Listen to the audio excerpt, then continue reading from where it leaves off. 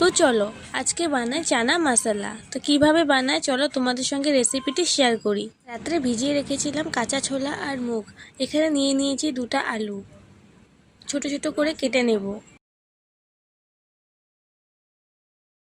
আলুগুলো ছোট ছোট করে কেটে নেব ডুমডুম করে। তোমরা তোমাদের সাইজের মতন কাটতে পারো। আমি ছোট ছোট করে কেটে নিয়েছি কিউব করে। দেখো এখানে প্রেশার কুকারে চানাগুলো দিয়ে দিলাম, একে একে করে আলু সব দিয়ে দিয়েছি। এরপর 3 কাপ মতো জল দিয়ে দিব, তারপর নুন আর হলদি দিয়ে দেব। প্রেশার কুকারটা বন্ধ করে দিয়েছি, এখন বয়েল হতে দিয়ে দিব। এখন আমি এখানে নিয়ে নিয়েছি 2টা পেঁয়াজ, 1টা টমেটো, 4টা কাঁচা লঙ্কা, রসুন নিয়ে নিয়েছি। টমেটোগুলো সুন্দর করে কিউব করে কেটে নেব। দেখো আমার কাটা হয়ে গেছে।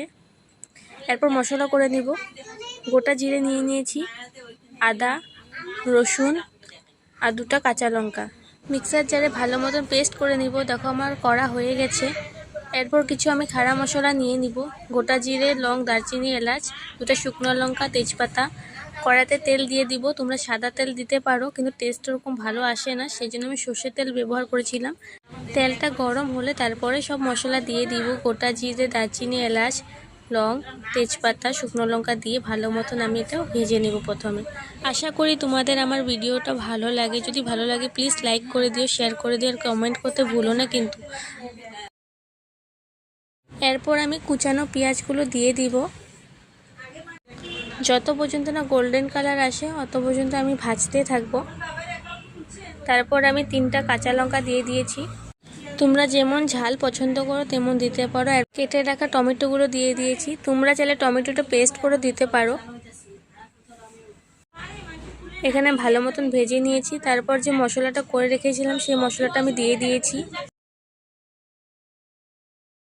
আজকে আমি দিয়েছিলাম এভরিডের মিট মশলা, তোমরা চাইলে চানা মশলা দিতে পারো। এরপর আমি লবণ দিয়ে দিয়েছি টেস্ট অনুযায়ী, হলদি পাউডার দিয়ে দিয়েছি। এরপর ধনিয়া পাউডার, জিরা পাউডার দিয়ে দিয়েছি আর অল্প চিনি দিয়ে দিব ব্যালেন্স হওয়ার জন্য টেস্টটা। এরপর ভালো মতন ম্যারিনেট করে তারপর দেখো এখানে আমি এভরিডের মিট মশলা দিয়ে দিলাম। এরপর 3 কাপ মতো আবারও জল দিয়ে দিব। এরপর ছোলা যেটা আমার ছিল বয়েল করা সেটা আমি দিয়ে কাশ্মীরি রেড চিলি পাউডার আর ম্যাগি মশলা দিয়ে দিয়েছি। দেখো হয়ে গেছে আমার চানা মশলা। তোমরা ঘরের নিশ্চয় ট্রাই করবে আর ট্রাই করে আমাকে জানাবে যে কেমন হয়েছে। ভিডিওটি যদি ফেসবুক থেকে দেখছো তাহলে ফলো করে দিও, অ্যান্ড ইউটিউব থেকে দেখে থাকলে সাবস্ক্রাইব করে দিও।